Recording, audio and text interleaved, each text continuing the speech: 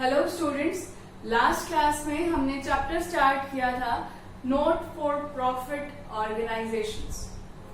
अभी तक हमने ये देखा कि जिस तरह से प्रॉफिट सीकिंग ऑर्गेनाइजेशंस को अपनी फाइनेंशियल स्टेटमेंट्स प्रिपेयर करनी होती हैं, उसी तरह से नॉट फॉर प्रॉफिट ऑर्गेनाइजेशंस के भी बहुत सारे इनकम्स और एक्सपेंडिचर्स होते हैं। उनकी भी अपनी एसेट्स हैं, अपनी लायबिलिटीज हैं, तो उनके लिए भी फाइनेंशियल स्टेटमेंट्स को प्रिपेयर करना उतना ही रिक्वायर्ड और नेसेसरी है जितना किसी भी प्रॉफिट सीकिंग ऑर्गेनाइजेशन के लिए होता है।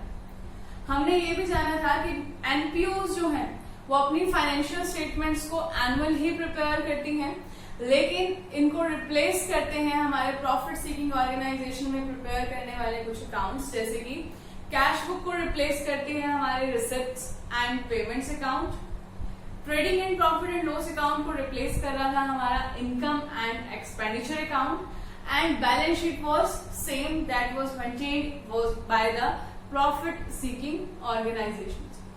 तो अब हम इनके फाइनेंशियल स्टेटमेंट्स को स्टार्ट कर रहे हैं कि किस तरह से हम इन अकाउंट्स को प्रिपेयर करते हैं। सबसे पहला अकाउंट जो हम बनाना सीख रहे हैं आज, वो है हमारा रिसिप्ट्स एंड पेमेंट्स अकाउंट। सबसे पहले हमें कोई भी अकाउंट अगर हम प्रिपेयर करते हैं तो आपको पता है कि हमें क्या करना होता है, उसका हेडिंग देना होता है। तो मैंने यहाँ पर सबसे पहले मेंशन कर दिया है रिसिप्ट्स एंड पेमेंट्स अकाउंट। जब भी आप receipts and payments account prepare करेंगे तो आपको अपने माइंड में कैश बुक को ध्यान में रखना है। जो रोल और जो पर्पस कैश बुक सर्व कर रहा था, वही सेम पर्पस हमारे लिए यहाँ पर रिसिप्ट्स एंड पेमेंट अकाउंट सर्व करेगा। डिफरेंस ये है कि हमारा कैश बुक का फॉर्मेट थोड़ा सा डिफरेंट था। उसके अंदर हम डेट, पर्टिकुलर्स, उसके अलावा वाउचर नंबर, LF ये सब मेंशन कर रहे थे। अमाउंट के कॉलम थे हमारे पास, कैश का कॉलम अलग था, बैंक का कॉलम अलग था।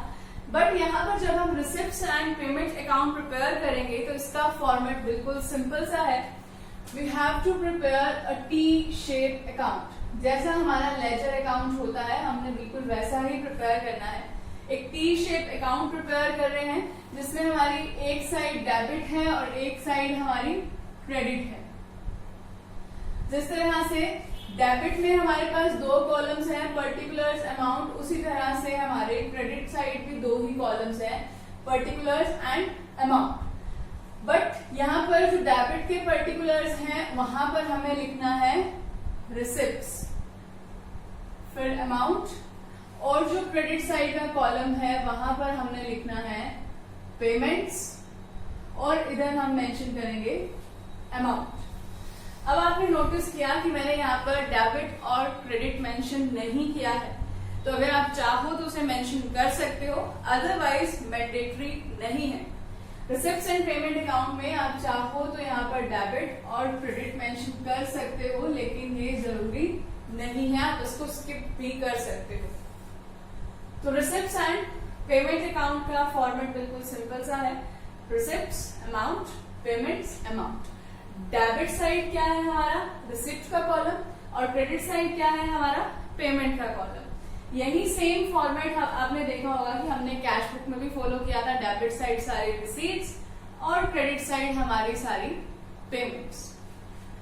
अगर एग्जाम में पूछा जाए what is the nature of receipts and payments account, कि इसका नेचर कैसा होता है, तो आपका आंसर रहेगा कि रिसिप्ट्स एंड पेमेंट अकाउंट का नेचर होता है रियल अकाउंट के जैसे। क्योंकि हम ऑलरेडी पढ़ चुके हैं 11th क्लास में कि जितने भी हमारी कैश जनरेटेड एसेट्स हैं या फिर कैश है, तो वो सारी की सारी एसेट्स हमेशा हमारा रियल अकाउंट के अंदर ही कंसीडर किया जाता है। तो सेम यहाँ पर मैंने आपको बताया कि रिसिप्ट्स एंड पेमेंट्स अकाउंट किसको रिप्लेस कर रहा है, कैश बुक को। कैश बुक यानी हमारा कैश अकाउंट, और कैश अकाउंट हमेशा कौन से नेचर का होता है, रियल नेचर का होता है। तो अगर आपसे ये पूछा जाए कि रिसिप्ट्स एंड पेमेंट अकाउंट पर कौन सा रूल अप्लाई होता है, तो ऑब्वियसली अगर इसका नेचर रियल अकाउंट है तो इसका रूल जो अप्लाई होगा वो क्या रूल अप्लाई होगा, डेबिट व्हाट कम्स इन, और क्रेडिट व्हाट गोज आउट। वही सेम रूल हमारा यहाँ पर अप्लाई होगा जो रियल अकाउंट का होता है। नेक्स्ट पॉइंट, अब रिसिप्ट्स एंड पेमेंट अकाउंट की स्टार्टिंग कैसे होगी। अगर आपको याद हो तो कैश बुक में हम हमेशा कैश का, अगर हमने कैश बुक में डबल कॉलम को यूज किया है तो हम 2 कॉलम लेते हैं वहां पर, एक कैश का कॉलम और एक हमारा बैंक का कॉलम। और हमेशा हम कहां से स्टार्ट करते हैं, या तो हम स्टार्ट करते थे टू कैपिटल अकाउंट, यानी कि हमने फर्स्ट टाइम बिजनेस को स्टार्ट किया, that means we have commenced the business, या फिर हम मेंशन करते थे टू बैलेंस ब्रॉट डाउन। तो वही हमने यहाँ पर भी करना है। अगर हम रिसिप्ट्स एंड पेमेंट अकाउंट को फॉलो करें यहाँ पर, तो रिसिप्ट साइड में मेंशन कर दूंगी to cash in hand. Cash का हमेशा हमारा डेबिट बैलेंस होता है, आपको पता है कैश हमेशा डेबिट बैलेंस शो करता है, हमेशा फेवरेबल बैलेंस शो करता है, क्योंकि कैश इन हैंड कभी नेगेटिव तो हो ही नहीं सकता है। तो इसीलिए हमेशा डेबिट साइड यानी कि रिसिप्ट साइड आप मेंशन कर दोगे टू कैश इन हैंड। अब कैश बुक में तो हमारे पास डबल कॉलम्स होते थे, बट यहाँ पर डबल कॉलम नहीं है, तो इसीलिए हम नेक्स्ट एंट्री कर देंगे to cash at bank. Clear? यानी कि रिसिप्ट्स एंड पेमेंट अकाउंट को अगर हमने स्टार्ट करना है तो यहाँ पर हमारी एंट्री हो जाएगी टू कैश इन हैंड और टू कैश एट बैंक, यानी कि उनके ओपनिंग बैलेंसेस को हम यहाँ पर मेंशन करेंगे। कैश का ओपनिंग बैलेंस हमेशा डेबिट साइड मेंशन करोगे, और जो बैंक का बैलेंस है वो आपको चेक करना पड़ेगा। अगर बैंक का बैलेंस फेवरेबल है तो ऑब्वियसली डेबिट साइड आएगा टू कैश एट बैंक, क्योंकि वो हमारे लिए रिसिप्ट होगा, डेबिट व्हाट कम्स इन। लेकिन अगर बैंक का अनफेवरेबल बैलेंस है यानी कि ओवरड्राफ्ट है तो उसको हम शो करेंगे पेमेंट साइड। अगर यहाँ पर बैंक का क्रेडिट बैलेंस होता तो हम ये वाली एंट्री ना करते यहाँ पर, तो हम यहाँ पर मेंशन कर देते by cash at bank. Clear है? अब नेक्स्ट बात करते हैं कि इसकी डेबिट साइड हम क्या क्या एंट्रीज कर सकते हैं।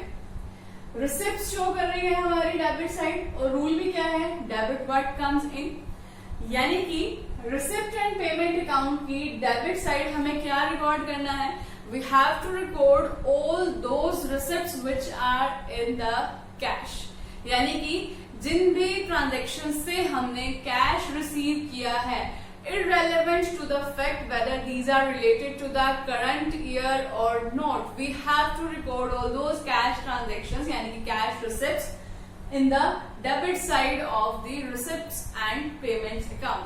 तो आपको ध्यान रखना है जो भी कैश में रिसिप्ट होगी या फिर बैंक में आपने अगर कुछ रिसीव किया है, वो चाहे करंट ईयर से रिलेटेड है या नहीं है, या फिर अगर आपने उसमें अगर डिफरेंशिएट करना है कि वो रेवेन्यू नेचर का है या कैपिटल नेचर का है, तो उससे आपको कुछ भी यहाँ पर इंपॉर्टेंस नहीं देनी है। आपको सिर्फ और सिर्फ इतना ध्यान देना है कि वो कैश रिसिप्ट्स होनी चाहिए। जैसे कि मैंने रिसीव किया सब्सक्रिप्शन का अमाउंट, तो मैं मेंशन कर दूंगी यहाँ पर सब्सक्रिप्शंस, कैश में मैंने रिसीव की है।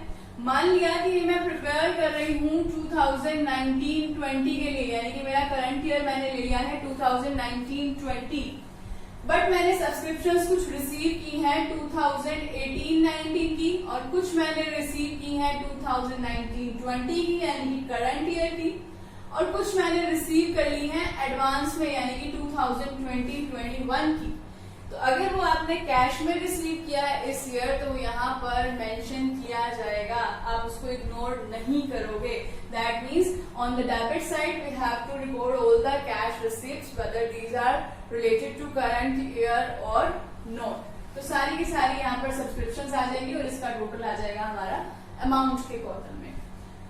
नेक्स्ट और क्या आ सकता है इसके अंदर, इसके अंदर आ सकती है हमारी डोनेशंस, इसके अंदर आ सकती है हमारी लाइफ मेंबरशिप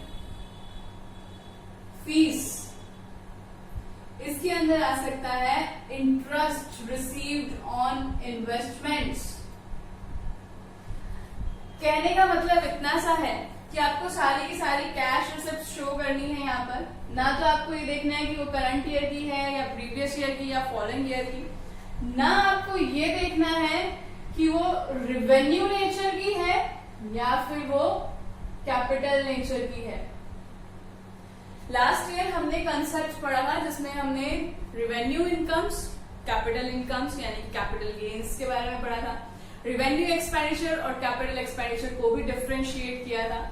लेकिन यहाँ पर हमें इस तरह का कोई भी डिफरेंशिएशन नहीं करना है। लाइफ मेंबरशिप फीस जो है हमारी लॉन्ग टर्म लायबिलिटी होती है।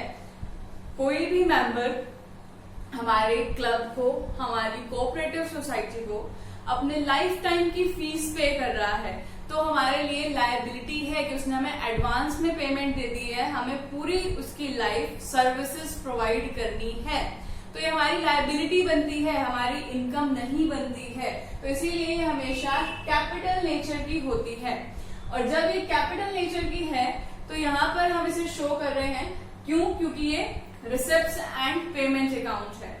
अगर यहाँ पर income and expenditure account prepare हो रहा होता तो यहाँ पर ये लाइफ मेंबरशिप फीस एग्जिस्ट नहीं कर सकता था, क्योंकि आपको पता है trading and profit and loss account में हम क्या रिकॉर्ड करते हैं, सिर्फ इनकम्स और expenses. But receipts and payment account में आपको ये कुछ भी मैटर नहीं करता है कि वो आपकी इनकम है, एक्सपेंस है, एसेट है या फिर लायबिलिटी है। आपको सिर्फ ये देखना है जहां से आप रिसीव कर रहे हो तो वो रिसिप्ट साइड आ जाएगा और जहां पर आप पे कर रहे हो तो वो पेमेंट साइड आ जाएगा।